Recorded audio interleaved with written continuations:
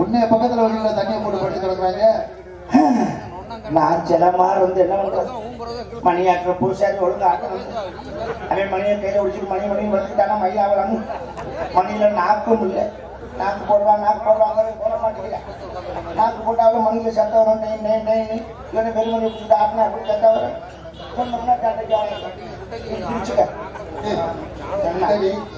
வேதனைகளை சோகங்களை துக்கங்களை மனசுக்குள்ள மறைஞ்சுக்கிட்டு திருச்சி பேசுனாடி புட்டு நடிப்பா நம்ப முடியலையே.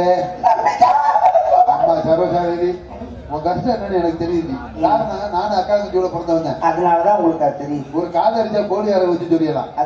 ஒரு மூக்கு அரிச்சா விரல வச்சு சொல்லிடலாம். உன் வேதனை என்னன்னு எனக்கு தெரியுது. நானும் அக்கா தம்பியோட பிறந்தவன். ஒரு காதை அரிச்சா கோழி அரை வச்சு சொல்லிடலாம். ஒரு மூக்கு அரிச்சா விரல வச்சு சொல்லிடலாம். உன் கஷ்டம் என்னன்னு எனக்கு தெரியுது. நானும் அக்கா